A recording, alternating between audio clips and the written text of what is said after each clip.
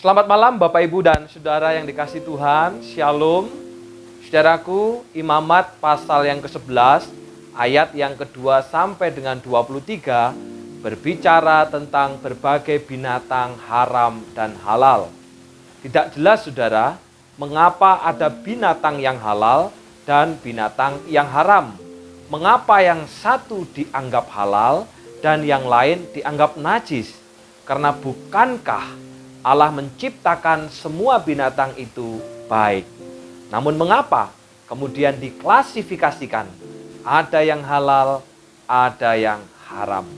Mari kita mengambil saat teduh sejenak.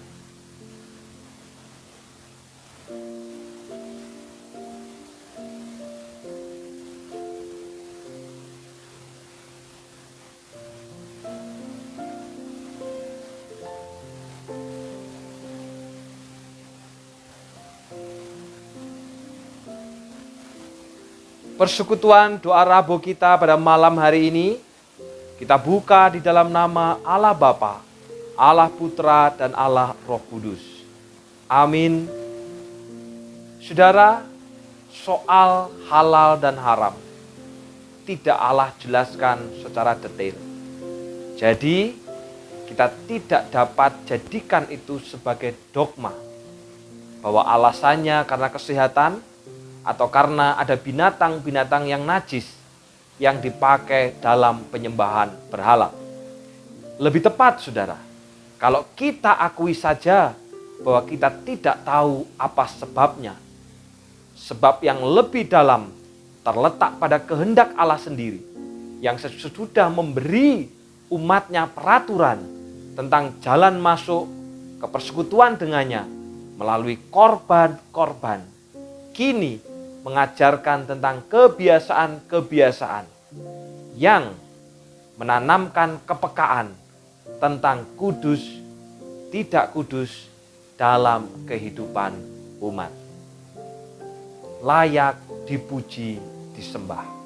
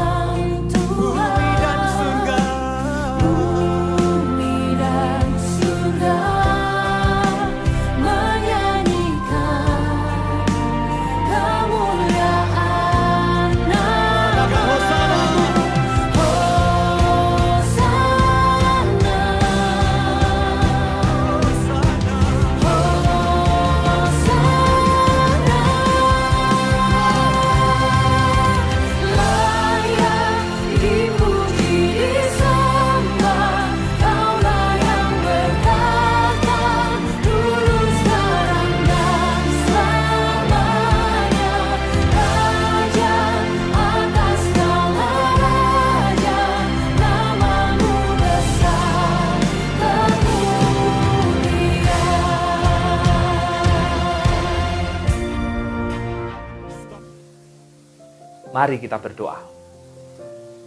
Bapa kami yang di sorga, tolonglah kami supaya kami dapat mengerti isi hati Tuhan, sehingga kami dapat pergi dan memberitakan isi hati-Mu kepada keluarga, kepada sesama, bahkan kepada dunia yang sedang berada dalam kekhawatiran, kecemasan, dan ketakutan. Terangilah hati kami ya Tuhan, supaya kami bukan hanya dapat mendengar firman-Mu dengan telinga kami, tetapi juga belajar mengerti dengan hati dan melakukannya dalam kehidupan ini, sehingga firman-Mu tinggal bertumbuh dan berbuah dalam hidup kami. Buah itu dapat dinikmati oleh saudara-saudara kami yang saat ini mereka dalam kesendirian, ketakutan, dan kekhawatiran. Lembutkanlah hati kami yang keras ya Bapa. Bajaklah hati kami dengan kasih-Mu yang murni, agar kami mampu menerima firman-Mu dan juga melakukan dalam hidup kami, sekalipun itu terkadang seperti pisau bermata dua, yang sebenarnya bukan untuk melukai, namun untuk menyembuhkan, bukan untuk menghancurkan, namun untuk memulihkan. Kiranya melalui persekutuan doa Rabu pada malam hari ini, kami makin dapat mengerti dan memahami isi hati-Mu, menyediakan telinga untuk mendengar kata dan hati untuk mendengar suara ilahi. Dalam nama Tuhan Yesus Kristus, kami sudah berdoa. Amin. Saudara, dalam perjanjian baru, Tuhan Yesus sendiri berkata, apa yang masuk ke dalam seseorang tidak dapat menajiskannya. Tetapi apa yang keluar dari seseorang, itulah yang menajiskan. Jadi saudara, bukan apa yang kita makan, bukan apa yang kita minum, bukan binatang apa, itu yang menajiskan kita. Tetapi apa yang keluar dari mulut kita, itulah yang menajiskan kita. Yang terutama, yang terutama di dalam hidup ini, meninggikan nama Yesus. Yang terutama di dalam hidup ini, memuliakan namanya. Haleluya, haleluya, saya mau cinta Yesus. Haleluya, haleluya, saya mau cinta Yesus. Yang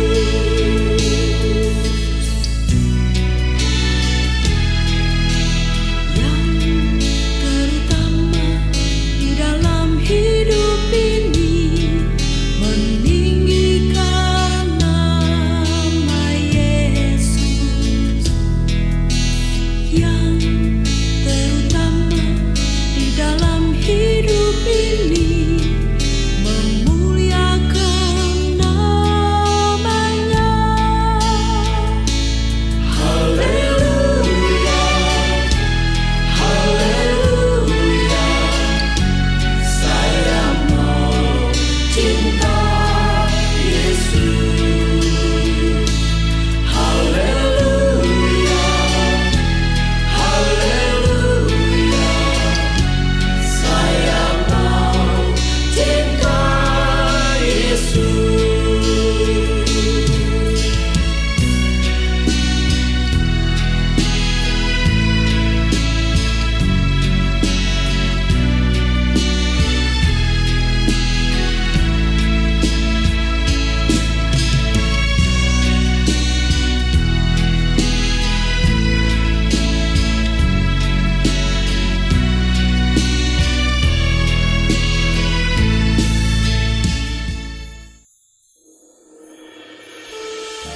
Imamat pasal 11 ayat 1 sampai 47.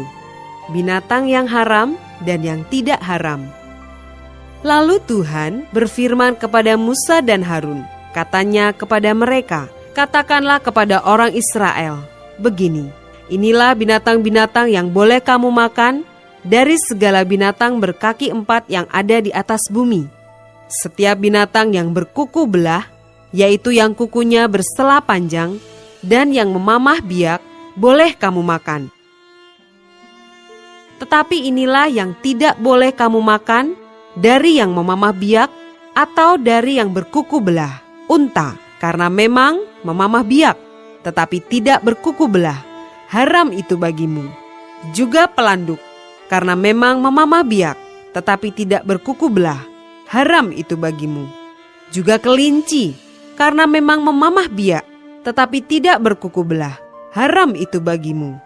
Demikian juga babi hutan, karena memang berkuku belah, yaitu kukunya bersela panjang, tetapi tidak memamah biak, haram itu bagimu. Daging binatang-binatang itu janganlah kamu makan, dan bangkainya janganlah kamu sentuh. Haram semuanya itu bagimu. Inilah yang boleh kamu makan dari segala yang hidup di dalam air, segala yang bersirip dan bersisik di dalam air, di dalam lautan dan di dalam sungai. Itulah semuanya yang boleh kamu makan.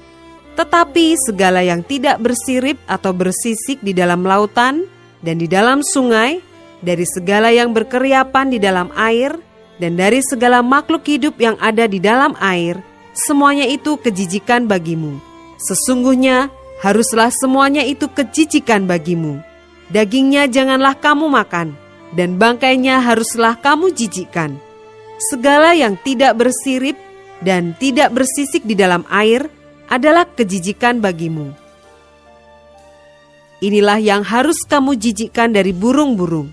Janganlah dimakan, karena semuanya itu adalah kejijikan.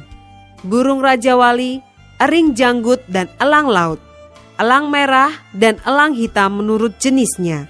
Setiap burung gagak menurut jenisnya.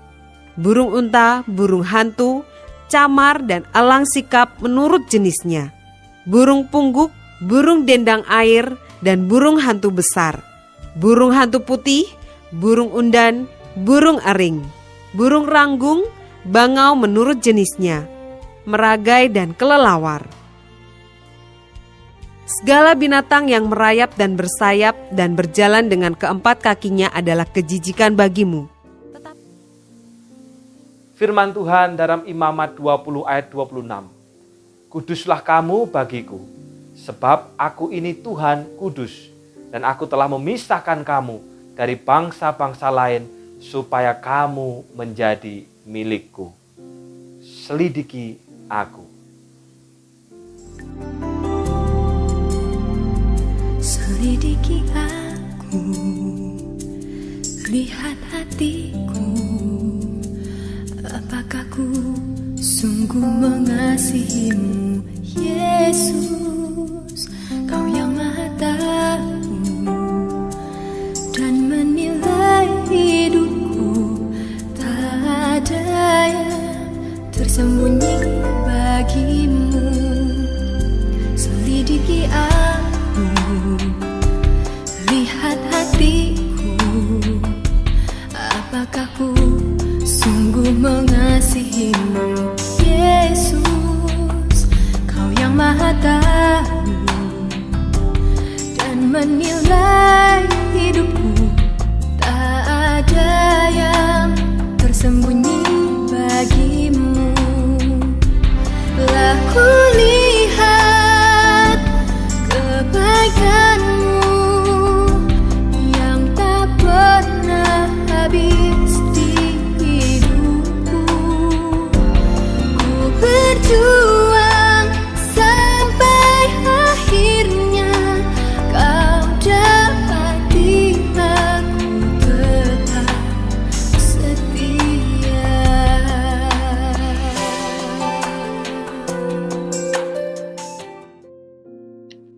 Shalom saudara, mari kita masuk dalam doa.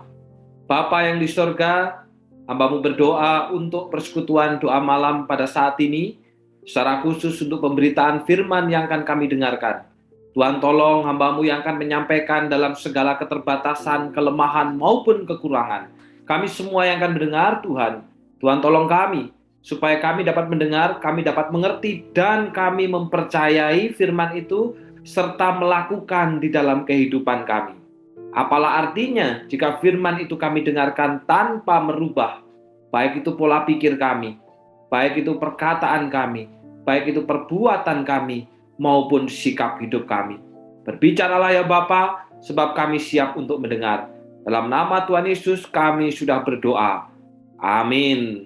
Saudara, tema kita hari ini adalah halal dan haram. Apa artinya buat kita, saudara? Apa maknanya? Sesuai dengan Imamat pasalnya yang ke-11, walaupun hanya kita baca 20 ayat.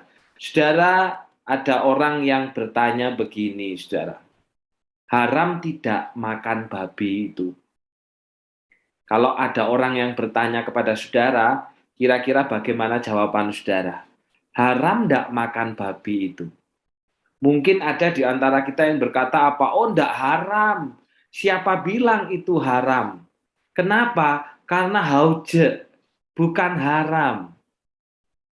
Atau mungkin juga ada yang berkata, saudara, oh haram. Karena itu dilarang di dalam perjanjian lama. Sebaliknya juga ada yang berkata bahwa memang dilarang dalam perjanjian lama. Tapi bukankah sudah itu tidak berlaku lagi di dalam perjanjian baru? Loh, kalau memang hukum itu tidak berlaku, saudara, lalu bagaimana dengan pengakuan iman kita? Bahwa kita percaya baik perjanjian lama maupun perjanjian baru adalah firman Allah yang berotoritas mutlak, mulia, dan benar. Nah, saudara, kadang orang masih berada dalam kebingungan. Sebenarnya haram enggak sih makan babi itu? Kalau haram, dasar teologianya apa? Kalau halal, dasar teologianya juga apa? Masih banyak orang yang berada di persimpangan jalan dan tidak bisa mengerti dengan jelas apa maksud kitab suci. Saudaraku yang dikasihi Tuhan, bagi mereka yang berkata bahwa makan babi itu halal atau tidak haram, dan bisa dimakan dengan bebas, lalu bagaimana dengan Imamat pasal 11 ayat yang ke-7, di mana firman Tuhan di sana katakan jangan makan babi, binatang itu haram. Kalau memang dikatakan firman ini sudah tidak berlaku bagi kita, saudara, lalu kenapa kita mengaku bahwa perjanjian lama dan perjanjian baru adalah firman Allah yang berotoritas, yang mutlak, yang benar, yang tentunya harus kita ikuti. Nah, saudara, banyak orang yang berada dalam kebingungan. Dan ironisnya, saudara, hanya babi yang selalu dijadikan kambing hitam. Nah, pertanyaan selanjutnya, saudara. Kira-kira boleh enggak kita itu makan kelinci? Nah, boleh enggak? Kelinci itu boleh enggak? Mungkin ada di antara kita yang, berkata boleh. Saya ingat, saudara, tiap kali sidang sinode di Batu, hamba-hamba Tuhan itu selalu berkumpul. Untuk apa? Cari sate kelinci. Di mana sate kelinci yang paling enak itu dicari lalu kumpul makan bareng. Nah, kalau gitu pertanyaannya, haram enggak makan sate kelinci? Oh, enggak haram. Itu hamba-hamba Tuhan, pendeta-pendeta juga makan. Lalu bagaimana dengan Imamat 11 ayat yang keempat? Jangan makan unta, pelanduk atau kelinci. Binatang itu haram. Ternyata, saudara, menurut Alkitab, kelinci itu haram loh. Jadi sate kelinci itu juga haram. Itu menurut Imamat 11 ayat yang keempat. Jadi bukan hanya babi, saudara, yang haram. Babi itu nomor 4, saudara. Tapi sering kali tadi sudah saya katakan, babi yang selalu jadi persoalan. Kasihan, saudara, ya. Tidak tahu apa-apa jadi persoalan. Jadi sumber masalah. Padahal babi itu yang keempat. Yang pertama yang dilarang itu adalah unta, pelanduk atau kelinci. Kemudian baru babi. Tapi apa-apa, dikit-dikit babi yang haram, unta tidak haram, kelinci tidak haram. Nah, terus saudara, kira-kira gimana dengan cumi-cumi? Boleh tidak saudara kita itu makan cumi-cumi? Atau juga saudara, mungkin boleh tidak kita itu makan kepiting? Atau haram tidak kita makan kepiting? Saya tidak suka kepiting, saudara. Karena saya berasal dari daerah pegunungan, sehingga tidak terbiasa makan seafood. Tapi saudara, di Banyuwangi, saya dikenalkan dengan kepiting soka atau kepiting tulang lunak. Nah, tulang lunak ini bukan berarti karena kepitingnya masih muda atau di presto, enggak, saudara. Tapi kepiting yang ganti cangkang. Saya pikir-pikir hebat, karena saya pernah baca, saudara, kepiting yang ganti cangkang itu, tulang lunaknya itu atau yang bagian yang lunaknya itu, saudara, cangkangnya itu hanya bertahan 5 menit. Setelah itu akan mengeras. Tapi hebat, saudara, ya, orang bisa nangkep dan jadilah kepiting soka. Nah, saudara, kira-kira haram nggak kita makan kepiting? Oh, nggak haram. Itu kan seafood. Itu kan enak, saudara. Termasuk juga kalau belut. Haram nggak makan belut? Oh, nggak haram dong. Belut kan enak. Padahal, saudara, Imamat 11 ayat yang 10 katakan, binatang yang hidup di dalam air, perhatikan, binatang yang hidup di dalam air, tetapi tidak bersirik dan tidak bersisik adalah haram. Jadi kalau kita ngikuti Imamat 11 ayat 10, saudara, maka makan cumi-cumi itu haram loh, saudara. Makan kepiting itu haram. Makan belut itu haram. Maka setelah ini akan banyak tutup warung seafood. Karena apa? Haram kalau kita di sini, saudara. Jadi bukan cuma babi doang yang dikatakan sebagai haram. Dan kalau kita baca, saudara, dari ayat yang pertama sampai dengan yang ke-46, ini karena panjang banget, saudara, banyak banget binatang yang haram itu. Nah, kalau demikian, saudara, apa artinya ketika dikatakan bahwa binatang ini haram, binatang ini tidak? Bukankah, saudara, menurut Kejadian 1 ayat yang ke-25, Allah menjadikan segala jenis binatang liar dan segala jenis ternak dan segala jenis binatang melata di muka bumi.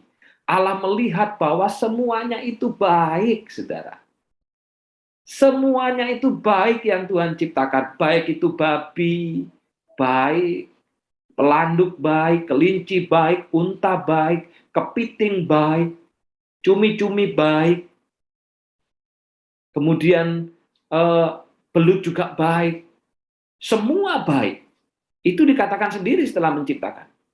Lalu kenapa kemudian seolah-olah ada yang baik, ada yang tidak baik, ada yang haram, ada yang halal, ada yang najis, ada yang bersih, saudara. Apa artinya kira-kira buat kita? Nah, itu loh, saudara, pentingnya kita membaca secara utuh. Pentingnya kita membaca secara menyeluruh, saudara. Seringkali kesalahan kita adalah melihat sebuah persoalan itu hanya sepotong, bukan menyeluruh. Sehingga ketika membaca Alkitab, saudara, hanya babi aja yang dijadikan kambing hitam. Itu haram. Bahwa ternyata bukan hanya babi, yang lain pun juga banyak yang haram. Dan itu kita makan. Saudara, ini kelemahan kita. Kelemahan kita seringkali melihat sebuah persoalan, melihat masalah itu tidak utuh, itu tidak objektif, itu hanya sepotong, saudara. Dan kemudian dari sepotong itu kita jadikan sebuah pembenaran. Saudara, kata baik itu artinya indah. Jadi ketika dikatakan semuanya itu diciptakan baik, itu indah. Itu berharga, bahkan bermanfaat bagi hidup manusia. Binatang-binatang yang Tuhan ciptakan. Karena itu, saudara, mari kita belajar melihat sesuatu itu secara utuh. Jangan hanya sepotong, saudara. Bagaimana kita membaca Alkitab, bagaimana kita melihat Alkitab, bagaimana kita mempercayai Alkitab dan mendengar firman, itu yang akan nampak dalam hidup kita. Ketika kita membaca secara utuh, maka dalam hidup ketika kita melihat atau mengetahui sebuah persoalan atau diperhadapkan pada persoalan, maka kita pun juga akan melihatnya secara utuh, bukan hanya sepotong, saudara. Contoh, saudara, saudara menemui seseorang yang biasanya senang bicara, senang ngomong, tapi tiba-tiba diam, saudara. Kira-kira apa yang saudara pikirkan? Seringkali kita berpikir, oh, jangan-jangan orang ini lagi punya masalah tuh.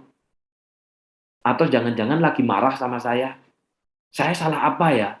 Sehingga kok diam. Berarti kan, saudara, pikiran kita selalu buruk. Pikiran kita lebih banyak yang negatif, saudara. Padahal, saudara, belum tentu orang yang tiba-tiba diam itu karena punya masalah. Karena sedang dalam persoalan. Karena sedang marah dengan kita. Bisa jadi dia sedang sakit gigi, saudara. Atau bisa jadi dia sedang menghemat suara karena mau nyanyi. Bisa jadi dia juga sedang menahan kata-kata. Jadi banyak hal, saudara. Tetapi seringkali kadang kita melihatnya itu hanya sepotong. Karena itu kalau dalam kondisi seperti ini, apa yang harusnya kita tanyakan? Ya kalau kita pengen tahu ya tanya, saudara. Bro, kenapa kok tiba-tiba diam? Ada apa? Lalu dia menjawab, oh nggak ada apa-apa. Ya sudah, sudah. Kita tidak boleh memaksa. Loh coba cerita apa? Oh, ayolah cerita. Oh, emang ada apa? Biasanya tidak begitu kok sekarang jadi diam. Loh saudara, kita itu cenderung maksa orang loh. Padahal saudara, kalau orang itu mau diam, itu haknya. Itu keputusannya saudara. Kita tidak boleh memaksa dia sesuai dengan cara kita, Bapak Ibu. Karena itu saudara, mari kita belajar lewat pembelajaran malam hari ini, kita melihat segala sesuatu itu utuh. Jangan hanya sepotong, saudara. Dan dari sepotong itu dijadikan sebuah pembenaran maupun dijadikan sebuah kesalahan. Ngeri banget itu, saudara. Nah, saudara yang dikasih Tuhan, kalau demikian apa artinya? Ketika Alkitab katakan bahwa binatang ini halal, binatang ini haram. Jikalau di awal Tuhan sendiri katakan bahwa semua yang Tuhan ciptakan dari segala binatang itu, semuanya baik, semuanya indah, semuanya berharga, dan semuanya bermanfaat bagi manusia, bagi saya dan saudara. Saudara, kata haram pertama kali itu muncul dalam Kejadian 7 ayat yang kedua, saudara. Firman Tuhan katakan, dari segala binatang yang tidak haram, haruslah kau ambil 7 pasang, jantan dan betinanya. Tetapi dari binatang yang haram, 1 pasang, jantan dan betinanya. Saudara, kata haram pertama kali muncul dalam Kejadian pasal yang ke-7 ayat yang kedua. Ketika pada waktu itu, Nuh akan memasuki bahtera, saudara. Lalu Tuhan perintahkan untuk membawa binatang-binatang. Nah, saudara, ketika itu Tuhan ngasih firman, binatang yang tidak haram kau ambil 7. Yang haram hanya diambil 1 pasang. Nah, apa artinya haram dan tidak haram di sini, saudara? Dalam terjemahan lain, saudara, dikatakan di sana, dari setiap jenis binatang yang layak dipersembahkan. Jadi soal haram dan tidak haram, itu bukan karena soal makan dan tidak dimakan. Bukan karena soal najis dan tidak najis, saudara. Tapi soal layak dipersembahkan atau tidak layak dipersembahkan. Dan Allah punya hak loh, saudara. Karena Allah yang menciptakan binatang itu. Kalaupun kemudian Allah berkata, oh ini layak dipersembahkan walaupun dia baik. Oh ini tidak layak dipersembahkan walaupun dia baik. Itu haknya Allah, saudara. Jadi saudara, di awal ketika bicara soal haram dan tidak haram, itu bicara soal layak dipersembahkan atau tidak dipersembahkan. Bukan soal dimakan. Nah ini saudara, bukan soal kita makan atau tidak makan. Bisa jadi memang itu baik, tapi menurut Tuhan tidak layak untuk dipersembahkan. Punya hak di situ. Bisa jadi itu baik dan menurut Tuhan layak dipersembahkan. Itu punya hak karena dipersembahkannya kepada yang menciptakan, saudaraku. Jadi saudara, ini terjadi pada tahun 2000 sebelum Masehi atau sebelum Kristus lahir. Dan setelah itu, saudara, dalam Kejadian 9 ayat 3, segala yang bergerak, yang hidup, akan menjadi makananmu. Jadi nggak pernah dilarang, saudara, babi nggak boleh dimakan, enggak. Pada tahun 2000 sebelum Masehi, setelah Nuh keluar dari bahtera, segala yang bergerak, mau itu babi, mau itu unta, mau itu kelinci, mau itu belut, mau itu kepiting, mau itu udang, mau itu juga untuk cumi-cumi, akan menjadi makananmu, saudara. Artinya semua boleh dimakan. Jelas Bapak Ibu Saudara ya? Jadi kalaupun di dalam Kejadian 7 dikatakan haram tidak haram, itu soal layak dipersembahkan atau tidak. Bukan soal boleh dimakan atau tidak. Karena kemudian Allah berkata, segala yang bergerak akan menjadi makananmu. Itu tahun 2000 sebelum Kristus lahir. Nah, saudara, baru kemudian 710 tahun setelah peristiwa itu, atau tahun 1290 sebelum Kristus lahir, ketika umat keluar dari tanah perbudakan, saudara, dalam kitab Imamat 11 ayat yang ke-4-7, baru di situ Tuhan ngomong, jangan makan unta, pelanduk atau kelinci, binatang itu haram. Janganlah makan babi. Jadi saudara, larangan tidak boleh makan binatang itu baru muncul dalam Imamat 11 ayat 4 sampai 7. 710 tahun setelah peristiwa Nuh keluar dari bahtera. Dan setelah Imamat ini, saudara, nggak ada lagi perintah larangan itu. Jadi perintah larangan makan unta, pelandu, kelinci, babi hanya ada dalam kitab Imamat. Maka pertanyaannya, saudara, mengapa hanya ada larangan itu dalam kitab Imamat? Karena sebelumnya tidak dilarang. Dan setelah kitab Imamat, kenapa tidak ada larangan itu, saudara? Nah, itu pertanyaan yang bagus, saudara. Saudaraku yang dikasih di dalam nama Tuhan. Karena itu dalam kesimpulannya, saudara. Kalau kita baca keseluruhan Imamat 11 ini, dalam kesimpulan bagian yang terakhir, Tuhan berkata, sebab akulah Tuhan Allahmu, haruslah kamu menguduskan diri, haruslah kamu kudus, sebab aku ini kudus. Jadi, saudara, tujuan Allah melarang umat memakan binatang-binatang tertentu yang dikatakan haram, bukan oleh karena binatang itu tidak sehat, bukan oleh karena binatang itu ada cacing pitanya, enggak, saudara.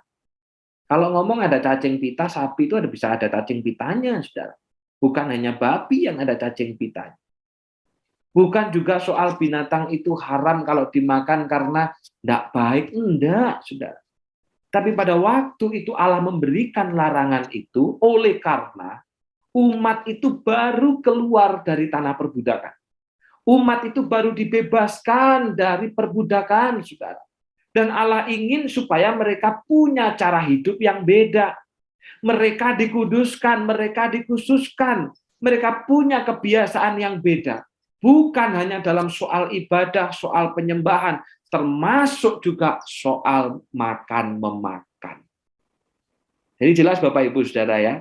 Jadi bukan karena binatangnya ini, Alkitab tidak pernah menjelaskan itu Saudara ya, karena binatangnya banyak cacing pitanya, karena binatangnya dipakai oleh bangsa-bangsa lain sebagai pesembahan, tidak ada.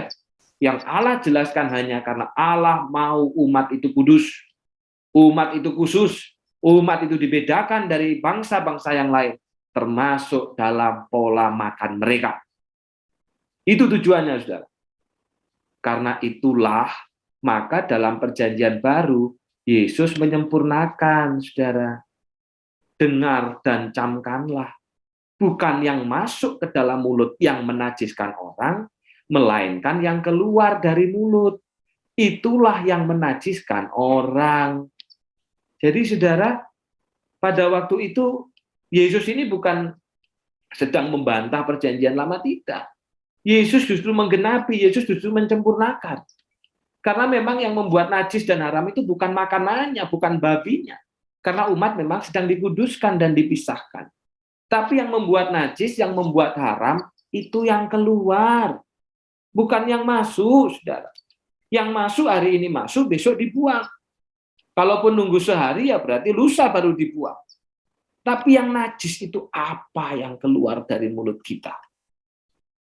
Yang najis itu adalah apa yang hoax. Yang najis itu adalah apa yang jahat dari bibir kita. Yang najis itu adalah kata-kata yang menghujat dari bibir kita. Kata-kata yang memfitnah, yang tidak sesuai dengan kebenaran, yang tidak sesuai dengan kenyataan. Itu yang najis, itu yang haram, saudara. Bukan apa yang kita makan. Itu yang menunjukkan kita tidak kudus. Ketika kata-kata kita, itu adalah kata-kata memfitnah, kata-kata yang menyakiti, kata-kata yang tidak sesuai dengan kebenaran, kata-kata hoax, rasan-rasan, gosip, itu yang najis. Kenapa najis? Kan bisa jadi keseleo lidah, salah ngomong. Tidak bisa, saudara. Tidak bisa kita anggap, oh sorry, saya hanya keseleo lidah, kata-kata kotor. Nah, kata-kata kotor itu najis juga, saudara. Seringkali kan kita, kalau dalam keadaan baik, mah nggak akan keluar kata-kata kotor itu. Tapi bagaimana ketika saudara mungkin merasa dirugikan? Ketika saudara mengalami kesulitan, Apakah tetap bisa mengucapkan kata-kata berkat? Atau yang keluar dari bibir kita kata-kata yang kotor, kata-kata yang menyakitkan, kata-kata yang memfitnah, kata-kata yang menghujat. Ketika saudara marah, apa yang keluar dari bibir kita, saudara? Tidak bisa kita berkata begini, oh itu nggak sengaja kok, hanya pada saat marah saja keluar kata-kata jahat itu. Tapi kalau nggak marah, oh yang keluar puji Tuhan, haleluya. Nggak bisa dibagi-bagi begitu itu, saudara. Kenapa? Yesus sendiri sudah terangkan. Apa yang keluar dari mulut kita, itu dari hati. Dan dari hati timbul segala pikiran jahat, pembunuhan, perzinahan, percabulan, pencurian, sumpah palsu, dan hujat.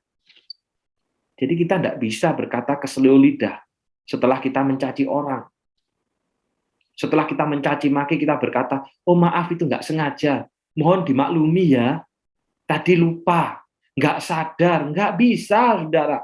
Kalau balik kepada ajaran Alkitab, karena apa yang keluar dari mulut kita, itu dari hati kok, saudara. Kalau itu yang saudara katakan, caci maki, hujat, menyakiti, itu yang ada di hati kita. Memfitnah, hoax, menyebarkan gosip, itu yang ada di hati kita, saudara. Bukan hanya sekedar tanpa sengaja. Kata-kata cacian, kata-kata makian, itu yang ada di hati kita. Kalau hati kita isinya sampah, yang keluar juga sampah, saudara. Walaupun kita berusaha, yang keluar itu adalah sesuatu yang mengharumkan, suatu saat pasti akan keluar. Keluarnya juga sampah. Wong isinya memang sampah. Tapi kalau kata-kata kita, isi hati kita itu adalah firman Tuhan, maka dalam kondisi apapun, ketika saudara terluka, ketika saudara terjepit, ketika saudara disakiti, maka yang keluar pun juga tetap adalah firman Tuhan. Karena isi hati kita adalah isinya firman Tuhan. Tapi kalau sudah isinya barang busuk di hati kita, saudara, maka yang keluar juga kebusukan. Tidak bisa berganti, saudara. Tidak ada itu hukumnya begitu. Kalau sudah barang busuk, yang keluar juga barang busuk. Nah, karena itu, saudara, pertobatan dimulai dari mana? Dari hati. Apa isi hati kita? Makanya bukan hanya mendengar firman, saudara. Mendengar firman bagus, tapi kalau firman itu tidak kita percayai, tidak sampai merubah hati kita, pada akhirnya merubah pikiran kita, merubah kata-kata kita, merubah sikap kita. Kita nggak ada bedanya dengan orang yang nggak percaya, yang hanya mendengar firman, tapi tidak pernah menyimpannya dalam hati dan melakukan, saudara. Firman itu harus merubah loh, saudara, sikap kita, merubah hati kita, merubah tutur kata kita. Segala sesuatu harus berdasarkan firman itu.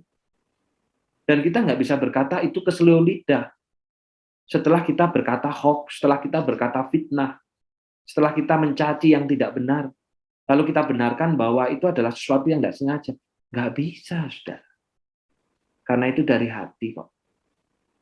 Saudara, saya membaca berita tentang seorang engkong, saudara ya, saya katakan engkong, hari ini berusia 77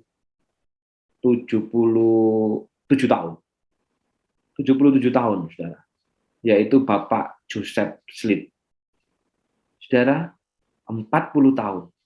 Bapak Joseph ini harus mendekam di penjara. Oleh karena tindakan pembunuhan yang tidak pernah dia lakukan, saudara. Jadi, saudara, dia ini dituduh ketika umur 30 tahun, itu dituduh membunuh seorang ibu dan anaknya. Padahal dia tidak pernah melakukan, saudara. Peristiwa itu terjadi hanya karena ketika peristiwa pembunuhan terjadi, Bapak Joseph ini sedang lari. Dan larinya nggak ada hubungan dengan peristiwa pembunuhan. Larinya oleh karena dia sedang ada urusan yang lain, saudara. Tapi karena bertepatan dengan kejadian pembunuhan, maka dia dituduh sebagai pelaku. Bayangin, saudara. Karena kesaksian yang keliru, karena kesaksian yang salah, akhirnya dia dihukum 40 tahun dalam penjara. Dan pada tahun 2015, saudara, kembali sidangnya dibuka. Karena ditemukan sidik jari pada korban maupun juga bekas-bekas lain yang ditinggalkan tidak ada kaitan dengan Bapak Joseph. Berbeda sidik jarinya. Berbeda juga bekas-bekas yang ditinggalnya. Dan kemudian saudara, yang memberi kesaksiannya itu pun juga menyampaikan bahwa pada waktu itu dia berada dalam tekanan. Sehingga dia menyampaikan kesaksian yang palsu. Dan kemudian dia minta maaf, saudara. Bapak Joseph dibebaskan setelah 40 tahun di penjara. Cukup saudara minta maaf? Enak saudara ya, kalau kita ya yang melakukan saudara ya, maaf ya Bapak Yosef, nangis-nangis saudara, aduh maaf, saya tidak sengaja pada waktu itu, maaf sekali Pak Yosef, maaf karena saya Bapak di penjara, karena kesaksian saya, kita nangis-nangis, air mata tertumpah, rasanya gampang saudara ya, mudah banget begitu, tahukah kita saudara, 40 tahun loh saudara di penjara, masa mudanya habis di penjara, cita-citanya jadi suram di penjara. Semua apa yang diharapkan jadi hancur karena kata-kata atau kesaksian yang palsu itu, saudara. Bisa dibayar hanya dengan maaf, saudara.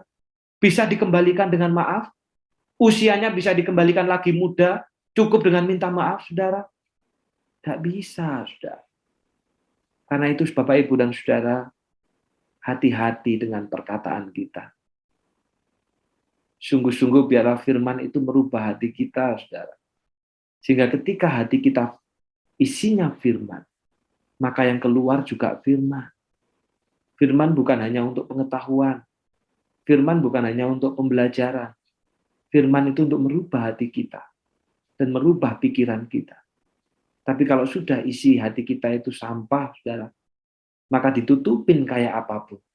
Suatu saat yang keluar juga adalah sampah.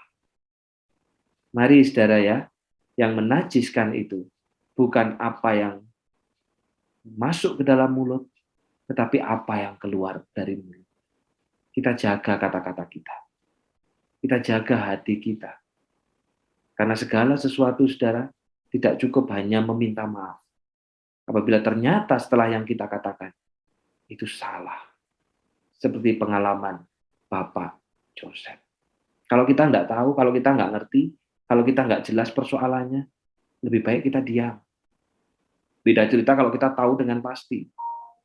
Saudara, apalagi kalau kita hanya lihat persoalan hanya dari satu pihak atau separuh, lebih baik kita diam. Karena kata-kata itu menggambarkan isi hati kita. Mari kita bertobat, saudara. Saudara yang dikasih dalam nama Tuhan. Kalau kemudian apakah berarti kita telah melanggar perjanjian lama? Kalau pada hari ini dikatakan segala sesuatu halal, saudara tidak melanggar. Karena seperti tadi saya katakan bahwa tujuannya adalah supaya umat itu kudus dan disempurnakan dalam Yesus. Kudus itu adalah bukan apa yang masuk, tapi apa yang keluar. Nah, najis itu bukan apa yang masuk, tapi apa yang keluar. Demikian, saudara. Dan saya gambarkan bahwa gambarannya itu seperti ini loh. Umat pada waktu itu baru lahir. Umat itu baru lahir, baru keluar dari tanah perbudakan, saudara. Jadi kemudian, saudara, anak yang baru lahir kan tidak boleh itu makan nasi. Pasti masih minum susu. Setelah 6 bulan baru ada empasi atau makanan pendamping.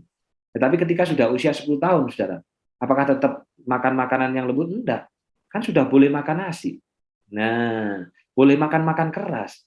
Makanan itu dilarang karena memang baru dikeluarkan atau masih bayi. Demikian juga soal makan babi dan sebagainya tadi, saudara. Larangan itu oleh karena umat itu baru keluar, sedang dalam proses pengudusan. Tapi sebenarnya bukan soal makanannya, tetapi soal apa? Mereka baru keluar, sedang dalam pengudusan. Karena yang dilarang bukan soal makanannya, tapi apa yang keluar dari mulut kita. Dan saudara, dalam 1 Korintus 6 ayat 12 dikatakan, segala sesuatu halal. Halal, saudara ya, bagiku. Tetapi bukan semuanya berguna. Nah, saudara, boleh halal makan babi? Halal. Makan unta? Halal. Makan kelinci? Halal. Tapi ingat, apakah berguna? Nah, karena tiap orang punya porsinya beda-beda, saudara. Makan kambing halal enggak? Halal. Tapi bagi orang yang punya darah tinggi harus hati-hati, saudara. Tiap orang punya kecukupannya masing-masing. Karena itu segala sesuatu halal. Tapi tidak semuanya berguna. Saudara, saya tinggal di perumahan Villa Bukit Emas, Bapak Ibu Saudara ya. Dan boleh dikatakan, Saya satu-satunya orang Kristen yang tinggal di situ, bahkan pendeta. Di sekitar saya, saudara, banyak orang yang bukan Kristen. Maka pertanyaannya, saudara, halal enggak saya makan daging anjing begitu, saudara? Halal, halal, saudara. Tetapi saya memilih untuk tidak. Kenapa saya memilih untuk tidak memasak dan juga tidak memelihara, saudara? Karena tidak berguna. Karena itu akan menjauhkan saya dari tetangga-tetangga. Dan saya tidak akan memberikan kesaksian yang baik kepada mereka. Nah, saudara, ini keputusan pribadi loh, saudara. Kalaupun mau memilih, kalaupun mau tetap saya masak misalkan ya, masak daging anjing begitu misalkan di rumah begitu kan. Halal enggak apa-apa, itu keputusan. Tapi saya memilih untuk tidak. Kenapa saya memilih untuk tidak? Supaya saya tetap bisa memberi kesaksian sebagai seorang pendeta atau seorang hamba Tuhan. Nah, saudara, segala sesuatu halal, tapi belum tentu segala sesuatunya berguna. Saudaraku, Roma 14 ayat 20, janganlah engkau merusakkan pekerjaan Allah oleh karena makanan. Oleh karena makanan, saudara. Jangan sampai merusak pekerjaan Allah. Karena itu, saudara, makanan jangan lagi menjadi persoalan. Kita harus naik kelas, Bapak Ibu Saudara ya. Gereja yang hanya persoalannya soal makan, tersinggung karena makanan, tersinggung karena konsumsi, rebutan konsumsi, menunjukkan tidak betul. Waktunya, saudara, kita mengutamakan firman, firman merubah hati kita, sebab yang najis itu bukan apa yang masuk, tapi apa yang keluar. Ingat, saudara, itu yang haram, itu yang najis. Karena apa yang keluar dari mulut kita, dari hati, itu bukan karena keselio lidah, itu bukan karena tanpa sengaja, tapi itu isi hati kita. Tuhan memberkati. Mari kita berdoa. Bapa yang di surga, terima kasih untuk firman-Mu pada saat malam hari ini, yang mengajar kami, mengingatkan kami, bahwa apa yang najis, apa yang haram, itu bukan apa yang masuk ke dalam mulut, tetapi apa yang keluar dari mulut. Karena yang keluar dari mulut itu dari hati. Jikalau hati kami isinya sampah, maka yang keluar adalah sampah. Jika hati kami busuk, maka yang keluar juga adalah kebusukan. Tetapi jika isi hati kami adalah firman Tuhan, maka yang keluar pun juga adalah firman-Mu. Tuhan, tolong Bapa supaya kami menerima firman-Mu, menyimpan dalam hati, sehingga dalam situasi apapun yang keluar dalam bibir kami adalah kebenaran firman Tuhan. Engkau berkati kami semua supaya makin mencintai firman dan makin hidup di dalam firman. Dalam nama Tuhan Yesus kami sudah berdoa. Amin. Saudara, kita akan berdoa untuk beberapa pokok doa. Yang pertama, mari kita berdoa untuk Bapak Pendeta Cornelius A. Setiawan, Ketua Sinode Gereja Kristus Tuhan, yang berdasarkan WA, saudara, itu didiagnosa ada tumor kecil di otak sebelah kanan. Hal ini menyebabkan syaraf kaki kiri melemah dan kadang kram. Rencananya Senin depan akan konsultasi dan berobat di Singapura. Mari kita doakan supaya Tuhan yang memberikan kekuatan, Tuhan yang memberikan pertolongan. Kita berdoa, saudara. Bapa yang di surga menyerahkan untuk Bapak Pendeta Cornelius yang menurut diagnosa dokter ada tumor kecil di otak sebelah kanan. Dan itu yang menyebabkan syaraf kaki sebelah kiri melemah. Dan rencananya pada hari Senin depan akan berkonsultasi dan berobat di Singapura. Hamba-Mu berdoa, Tuhan, Kau berikan kekuatan di dalam iman, supaya terus menaruh harapan hanya kepada-Mu. Sementara juga untuk perjalanan ke Singapura, bahkan berobat di sana, konsultasi, kembali ke Indonesia, Tuhan tolong pimpin dan sertai. Biaya yang diperlukan, kami percaya Tuhan yang berkarya di sana, dan biarlah kiranya Tuhan yang akan memulihkan dan memberikan kesehatan kepada Bapak Pendeta Cornelius. Terlebih, sebentar lagi akan memasuki di dalam masa sidang Sinode GKT. Biarlah pertolongan-Mu saja yang berkarya di tengah-tengah Bapak Pendeta Cornelius. Dalam nama Tuhan Yesus kami sudah berdoa. Amin. Yang kedua, saudara, mari kita juga berdoa untuk Bapak Yusuf Hartadi, yaitu hamba Tuhan GKT Genteng, yang beberapa waktu lalu sempat terkena serangan jantung. Dan hari ini dikateter di Rumah Sakit Dr. Suwandi, Surabaya oleh Dr. Samuel. Kita doakan kiranya Tuhan yang memberikan kekuatan kepada Pak Yusuf, Demikian juga untuk Dr. Samuel, dan lewat proses kateter ini, pada akhirnya Pak Yusuf bisa pulih dan juga bisa sehat kembali. Mari dengan membuka suara kita berdoa bersama-sama. Bapa yang di surga, kami juga menyerahkan untuk Bapak Yusuf Hartadi, yang beberapa waktu lalu sempat mengalami serangan jantung, dan hari ini di kateter di Rumah Sakit Dr. Swandi di Surabaya oleh Dr. Samuel. Hamba-Mu berdoa Bapa, kiranya Engkau yang memberikan pertolongan, kiranya Engkau yang memberikan kekuatan kepada Bapak Yusuf, demikian juga untuk Bapak Samuel yang akan menangani, biarlah kiranya Tuhan sendiri yang memimpin dan memberikan hikmat. Melalui kateter ini Bapak, Pak Yusuf segera pulih, Pak Yusuf segera sehat, dan Pak Yusuf bisa segera kembali di dalam pekerjaan Tuhan. Seluruh keluarga, baik itu Lesewelin maupun anak-anak, maupun seluruh jemaat yang mendoakan Tuhan, tolong Tuhan Kau berkati mereka semua di dalam menyupport, sehingga Pak Yusuf bisa segera pulih dan sehat.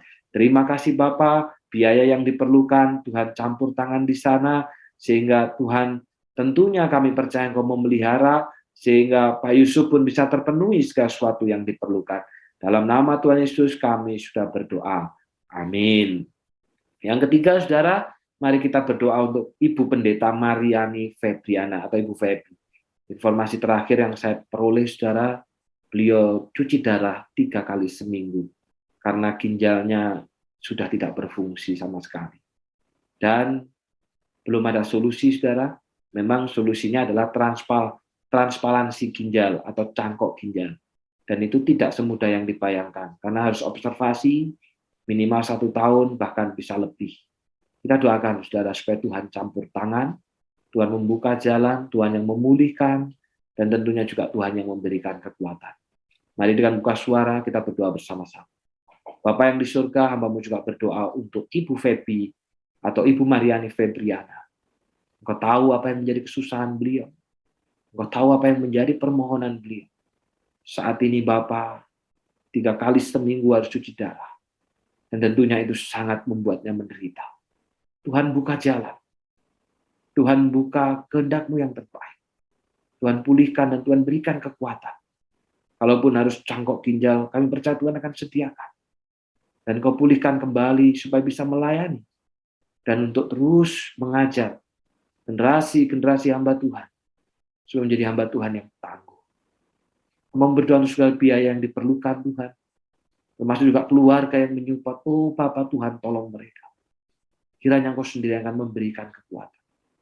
Kiranya pertolongan yang ajaib itu yang akan nyata dalam kehidupan Bu Febi. Itulah yang kami minta kepada-Mu Bapa, kemurahan dan pemulihan.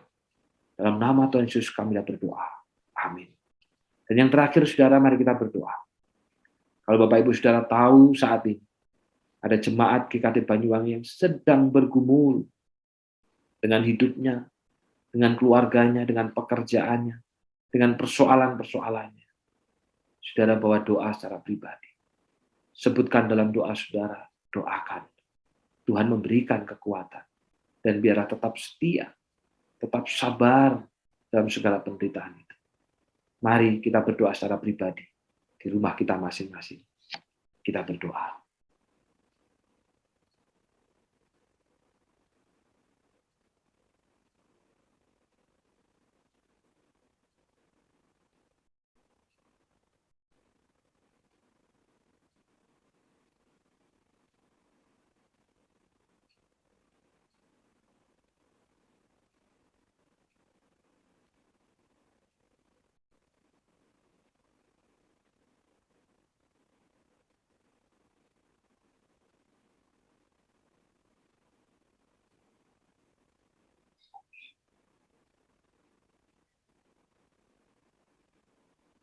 Inilah doa dan permohonan kami Bapa yang sungguh jauh dari kata sempurna. Tetapi biarlah kehendak-Mu yang terjadi karena kami percaya kehendak Tuhan itu baik adanya. Dalam nama Tuhan Yesus kami sudah berdoa. Amin. Silakan Bapak Ibu Saudara mengambil saat teduh. Doa malam kita pada malam hari ini telah selesai. Selamat malam dan Tuhan memberkati.